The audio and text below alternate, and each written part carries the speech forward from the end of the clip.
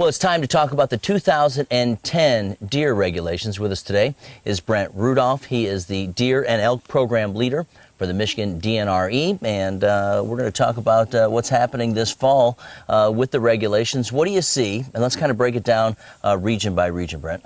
All right, happy to. In the Upper Peninsula, we finally had an easy winter and a good spring.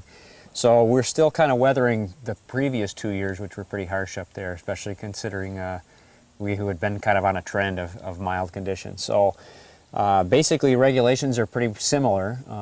We've been in the third year now, or we will be in the third year of new buck regulations, if folks haven't become aware of that. Hunters basically have an option. They can take one buck of any size, just a legally antlered buck. But if they want to take two, they have a 3-point on the side rule that they have to abide by. So anybody with a combination license in the Upper Peninsula has a 3-point on a rule side, and you've always got the 4 points on a side needed for the second deer. Anybody with a firearm or an archery license can only take one deer in that region. For antlerless regulations, again, we had a pretty mild winter this past year, but still we're letting that deer herd recover up there, so you'll see fewer antlerless licenses, more areas closed completely to antlerless hunting up there in 2010. All right, well, let's move down the state into the lower P. Northern Lower Peninsula, we're still seeing, on the west side, we've been allowing deer to kind of recover a little bit. We had some pretty aggressive years up there with regulations because we felt like we had built deer numbers up a little high. But then actually we felt they were a little bit lower than they needed to be. So people won't see too many things different there.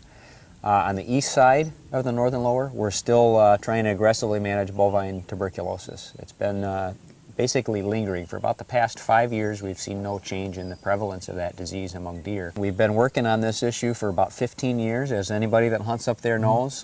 Deer numbers are lower than they were 15 years ago. TB is less prevalent than it was 15 years ago, but about the last 5, there's been almost no change in either of those. Well, let's move around the state, going on from the northern eastern, where we go next. Okay, so in southern Michigan, something that folks will see, we created a multi-county deer management unit down there last year, Deer Management Unit 486. It includes most all of the counties in southern Michigan. Kent County is not part of it because we've had different rules there, still trying to get surveillance and more info on chronic wasting disease after finding one deer in a captive facility there. A few of the counties in southeastern Michigan, from St. Clair County down to the state line, are not part of that unit because we're actually fairly close to where we want to be in a lot of the huntable areas in those counties with deer numbers. The rest of the area is one big deer management unit. If you want to hunt on private land anyway, you buy a DMU 486 license. You can use it anywhere within that region. Another big change there, or an important one there, is we've added some additional opportunities for youth hunting in the region. We've had a traditional, or for a couple of years, we've had an early antlerless season, and for a number of years we've had a youth hunting weekend, which was an either deer season. So we created 4 extra days of antlerless only hunting for youth to kind of bridge those things together.